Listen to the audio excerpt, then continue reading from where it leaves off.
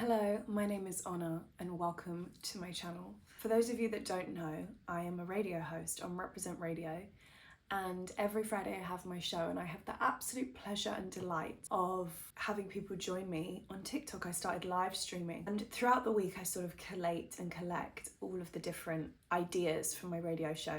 And one week I was coming home from work and I glanced over to the man who sat next to me on the train, because I love to have a look at what people are looking at on their phones. And to my absolute horror, he was asking ChatGPT, this was the question that he put in: what are some nice things I can do for my wife even though I don't love her anymore? It got me thinking about romance and romantic gestures and what we can do for each other and the art of romance and yearning and all of these things, especially in the context of our current climate within the dating world. It's terrifying to date, and it's terrifying to be vulnerable. And I don't think that that's ever actually changed. I think that there is a beauty in vulnerability. And I also think that the nature of music and even songs and what we listen to and the way we go about relationships, courting and dating and romancing somebody, has become, in my opinion and my experience, please tell me if you've had other experiences, has been less and less and less. When I think about how my parents got together, and even the romantic story of my grandparents and their parents is very, very different. I also asked the lovely group of people who joined my TikTok live, what are some romantic gestures that you have done, and what are some romantic, give me an example kind of thing. So I asked them that. I do my radio show, la la la la. I look back and maybe one or two examples were given out of quite a big bunch of people. And I thought to myself, hold on, what? What do you mean you've never done something romantic for someone? And it reminded me of that Friends episode, that is there such thing as a truly selfless act? Because to give romantically is obviously opening yourself up to vulnerability. It's obviously putting yourself out there in ways that are potentially a little bit cringe. Sometimes it's not right, and sometimes if the chemistry isn't right between both of you, the gesture can land in a really weird, odd, scary, sort of leave me alone type of energy way. But it just got me thinking about all of the gestures and all of the things that we can do to each other, not just within the confines of our own romantic relationships. We can do romantic gestures for our friends and our family, and it's probably more in a platonic nature. And so I was thinking of some gestures, and I was thinking of some examples, and I was thinking of some things that we could talk about, and I wanted to share with you, and I wanted to hear from you about what was the most romantic thing people have done for you. What is something that you've done for somebody else? And I just think it's such a fun topic, and I think it's incredible to get into the minds and also the creativity that is birthed from when people are in love. I saw a tweet, and I wish I could remember who it was by. I'll have to find it and link it. And someone had made this book of their girlfriend or their partner, I don't know if they were married, and it was just all pictures, candid pictures of her doing things. And he said, to whoever it was, whose person and mind is my favorite place, or something like that. And I just thought that was so sweet. And I think, sure, sometimes relationships end, sometimes things don't go the way that we planned, but it's so edifying, I find, to walk away with the memories, the tangible memories, the souvenirs of a love that you once had and that you once shared. And even if you don't say I love you to each other, even if you don't end up in an official relationship together, I think that those feelings are still present and that you can still share them. And I think it's one of the most beautiful things. And I hate to see people cut the top and the legs off of the sort of volatility and the highs and the lows of that emotional experience. I think you should just dive in and go head first.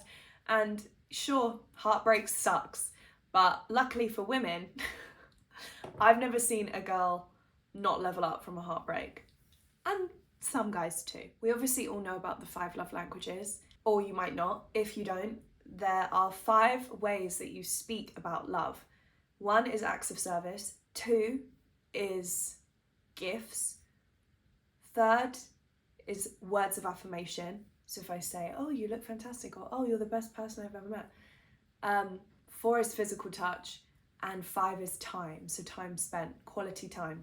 So I think that these are a really good framework to sort of use to show somebody or tell someone, I love you in an indirect way, or I'm thinking of you in an indirect way. So for example, if whoever you're with or whoever you're dating, their love language is quality time, it's so cute to spend a whole day together, or to do something where you both learn. A pottery class. Pastor evangelists have this course where you can make your own pasta together. You could go and do wine tasting. If you don't drink, you could make some sort of meal together at home. It doesn't have to be costly. For words of affirmation, I personally love this because I love to leave little notes. This is something that I do.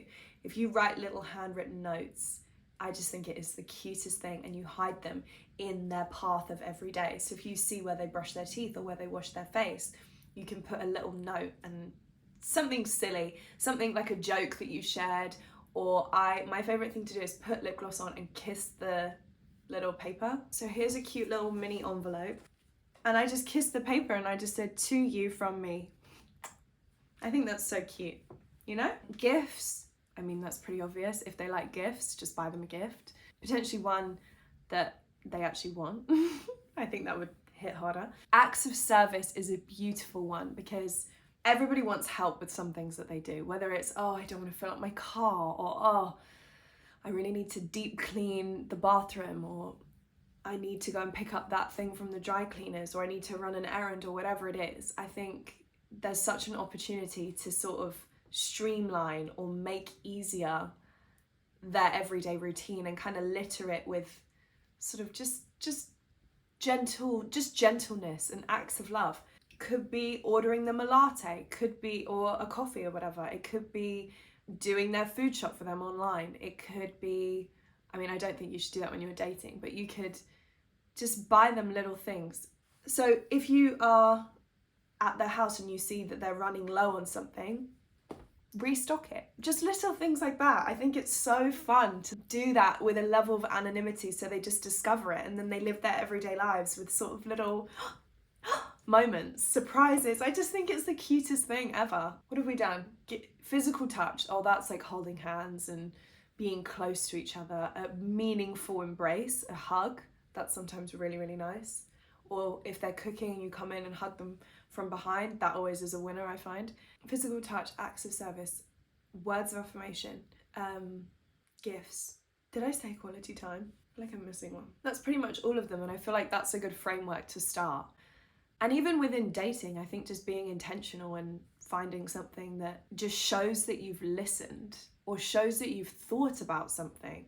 It's amazing to me how little people think about, or how little thought people put into things. And I'm all for spontaneity, but just think about it, you know, consider, ponder. So I really don't think that chivalry is dead. I'm going to do some kind gestures. Again, I'm not married, I don't have a boyfriend, so I'm doing, my friends are the recipients for this. So that's a good place to start, just your inner world and your friendships. And I think that's so much fun. That's my experience, those are my thoughts. Let me know the most romantic thing that you've ever done for someone and that someone has ever done for you, and some other ideas of romantic gestures. And let's all share them, and we can all sort of, I was gonna say steal each other's ideas, but hey, we can have a collective pool of ideas that we can refer back to and just pick and choose the ones that we want. And it's been said, everything is romantic.